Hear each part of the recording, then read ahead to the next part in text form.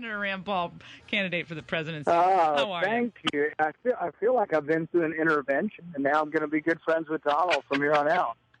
Oh, it was great having you on Special Report last night. That was fun. Yeah, I am intrigued that it sounds like Donald has been listening to my speeches. I'm glad he's coming down on the same side as I am.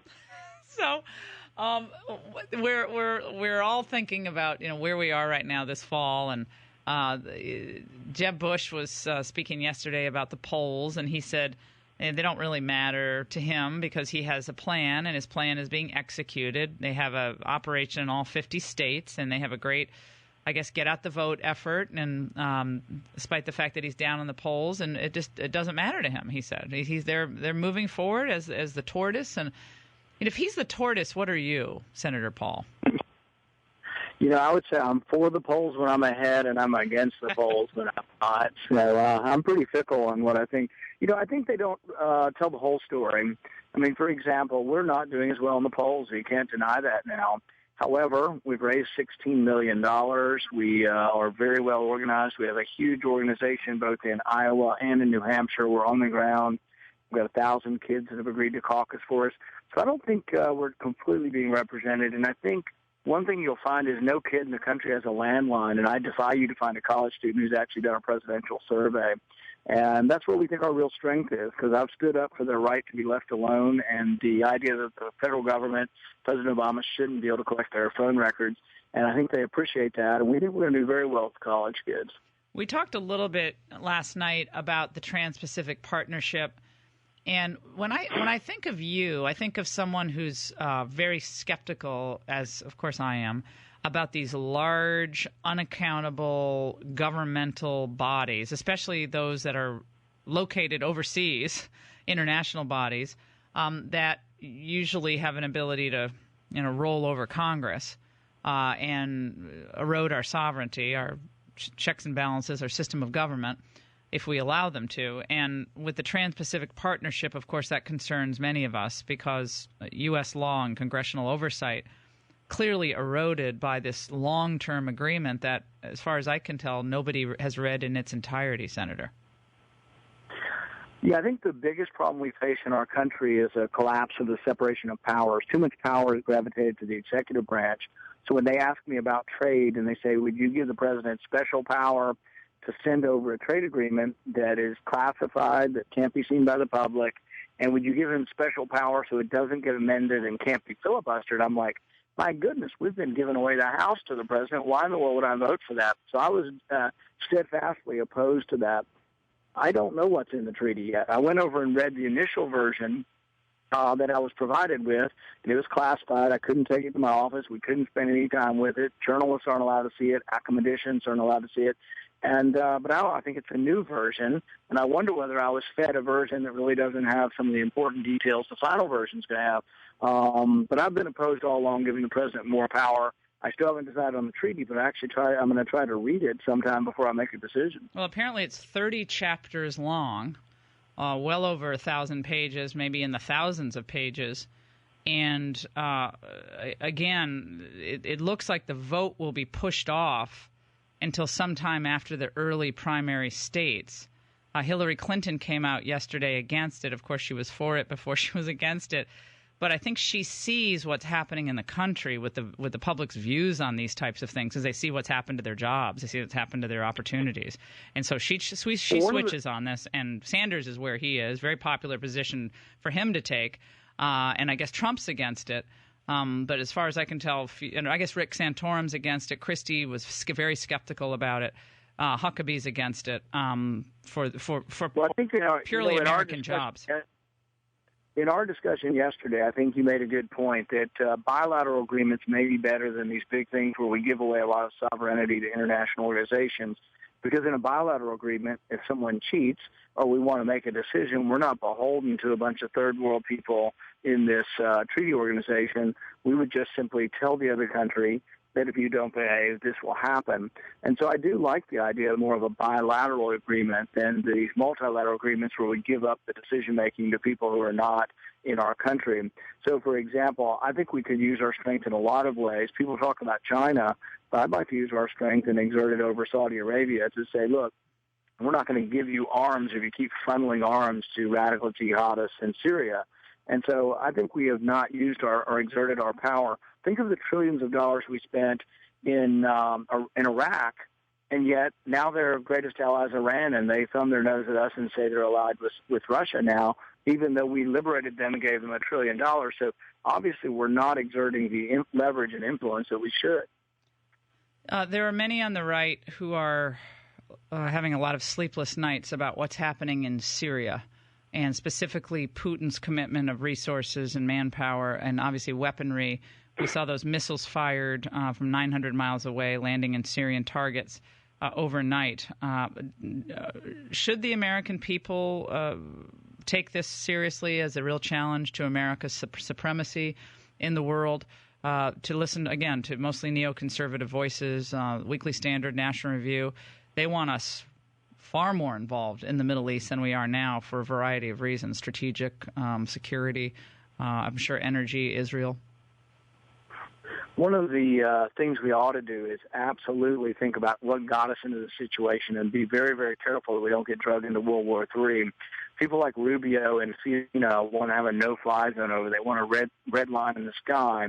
But that's a recipe for having an altercation with Russia, and I think it's a big, big mistake. Russia has now been invited in there by Iraq.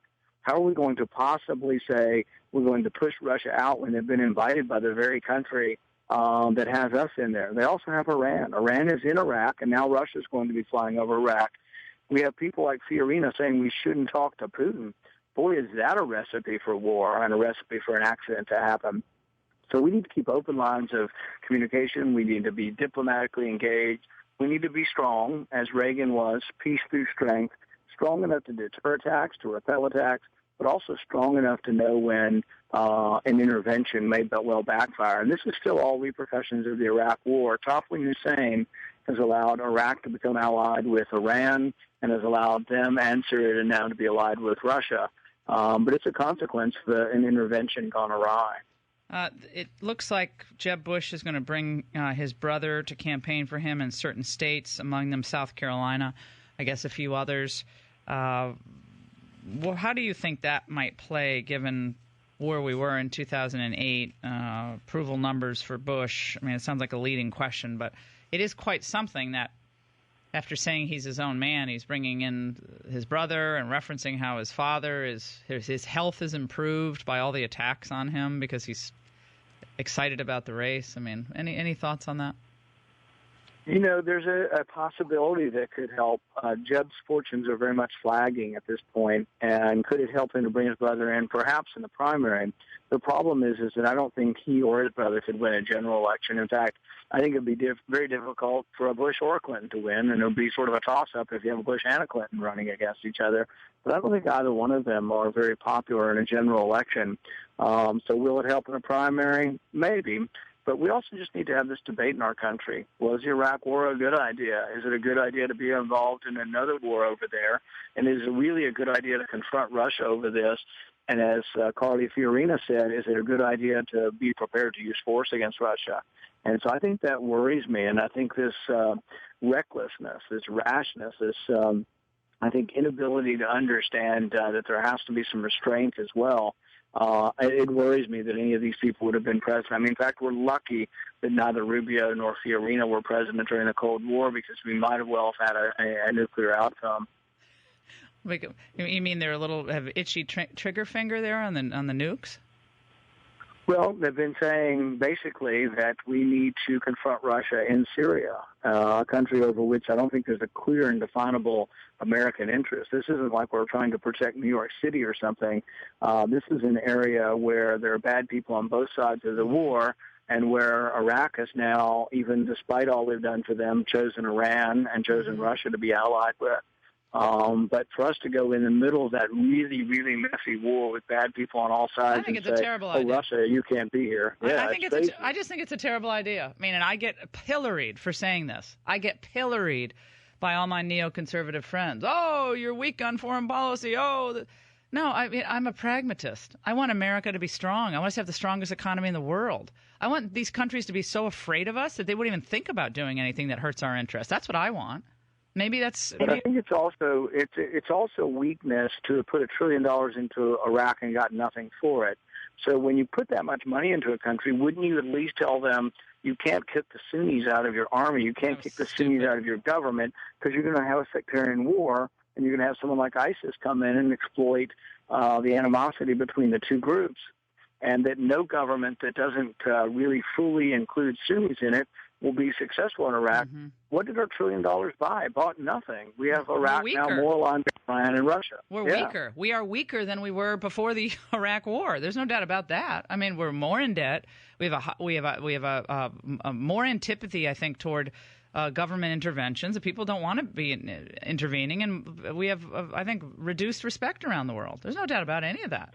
I don't see how anyone can argue that we're any stronger. And they say, well, we should have done this. You should have kept the troops in, though. That's what you always hear, Senator. If we only kept the troops in Iraq, then none of this would have happened, so it's really Obama's fault. Yeah, but the thing is that we did keep the troops in. We kept the troops in for over a decade, and all of the bad things I've described occurred while we were there. I mean, the sectarian nature of the Baghdad government occurred under our watch with our money there. The other question is now Afghanistan. We've had this tragic bombing of a hospital. And I don't really blame our soldiers at all for these things like this. I blame the policymakers. I blame President Obama. What is the rationale for being at war in Afghanistan? What is our mission there? Our mission's been over for years. And if they can't, we spent more money than the Marshall Plan in Afghanistan. If they can't and won't stand up and defend themselves, it's not our job to fight their war. So are you in favor of keeping 1,000 troops there past our deadline of pulling all the troops out? Because that's what the general said the other day. We need 1,000 troops to stay behind. I think part of the problem with having real small contingents of forces there is that you might not be able to actually defend yourself. Yeah, and you could actually have a catastrophe. It's sort of like when we had the 244 Marines that were killed in Lebanon. Yeah. So you either need to have overwhelming force. See, I'm for when we have to go to war, I'm for using overwhelming force. I believe in the Reagan Doctrine, the Powell Doctrine, overwhelming force, but I also believe in coming home when we're done. I had dinner with a Navy SEAL a while back, and it's been in 19 years, and he told me, look, we can kill anybody anywhere in the world. We'll do whatever you ask us, but the mistake is when you ask us to plant our flag and create a nation. And in one sentence, he summed up the problem with our foreign policy. Wow, it's a brilliant summation. Senator Rand Paul, just for we don't have time to go to the call, but we have some calls from Kentucky, and we'll try to squeeze them in later. I know the senator has to go, but one of your constituents in Kentucky is on the line, Tom, and he said he's tried to call. He called McConnell's office and your office. He said, please vote against the Trans-Pacific Partnership. McConnell favors it. Paul's office hasn't responded to calls or letters. I mean, I don't know whether that's true or not, but I think the people of Kentucky are very, very skeptical of these big trade deals because they've seen what's happened with all the promises of the other trade deals that haven't been borne out. So just for what that's worth, we wanted to throw that out to you, Senator. Senator, thank you so much for joining us. It was a pleasure seeing you last night on Special Report. Thanks so much. Good luck out there. Thanks a lot. All right.